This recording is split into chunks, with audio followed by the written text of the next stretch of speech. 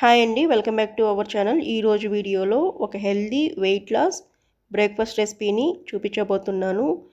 ఈ దోశ రెసిపీలో నేను కినోవా అలాగే కొర్రల్ని స్పౌట్స్ని ఈ మూడిటి కాంబినేషన్లో ఈ దోశని ప్రిపేర్ చేశాను. క్వినోవా హై ప్రోటీన్ కలిగి ఉంటుంది, గ్లూటెన్ ఫ్రీ, ఫైబర్ ఎక్కువగా ఉంటుంది, అలాగే కాల్షియము, జింకు, ఐరన్ ఎక్కువగా ఉంటాయి.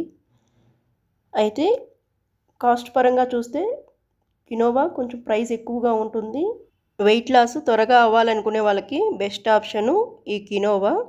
ఇప్పుడు ఎలా ప్రిపేర్ చేసుకోవాలో చూద్దాము. నేను ఇక్కడ 1 కప్పు వరకు కినోవాని తీసుకున్నాను. ఈ కినోవా అందరికీ అవైలబుల్గా ఉండదు కాబట్టి ఎవరికైతే అవైలబుల్గా ఉండదో వాళ్ళు ఈ కినోవా ప్లేస్లో మిల్లెట్స్నే తీసుకోండి. నేను ఇక్కడ 1 కప్పు కొర్రలు తీసుకున్నాను.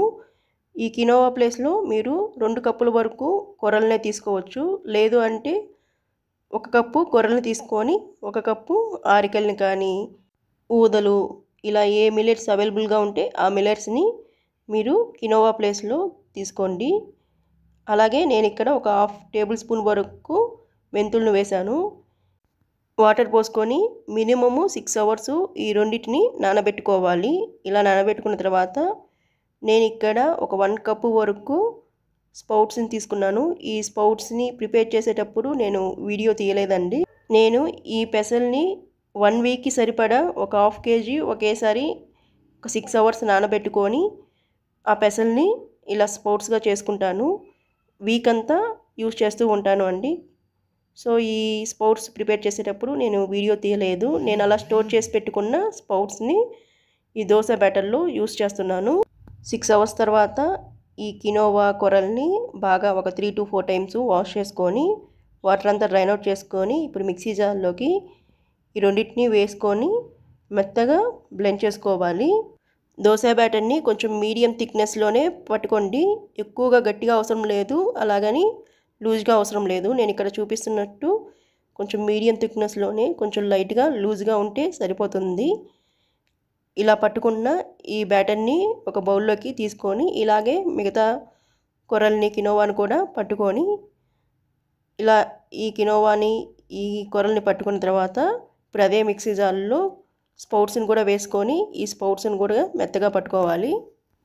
ఇలా మెత్తగా పట్టుకున్న తర్వాత ఈ పిండిని కూడా బ్యాటర్లో మిక్స్ చేసుకొని ఈ కినోవా, ఈ కొర్రలు అలాగే ఈ స్పౌట్స్ ఈ 3 బాగా మిక్స్ అయ్యేటట్టు కలుపుకోవాలి. ఇలా కలుపుకొని ఈ పిండిని ఒక 6 అవర్స్ పులియబెట్టండి.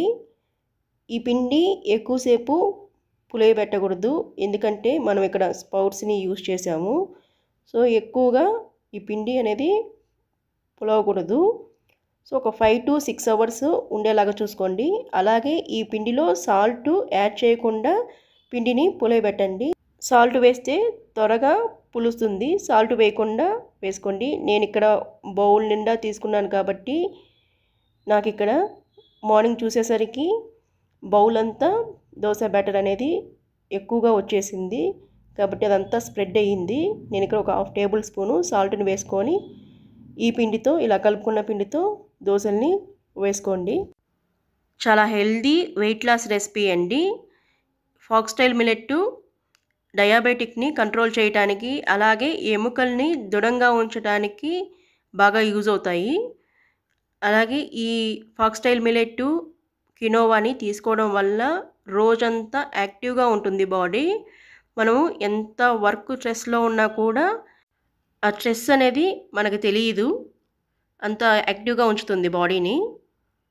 మీరు కూడా ఈ కినోవా కానీ అవైలబుల్గా ఉంటే మాత్రము మిస్ అవ్వద్దు.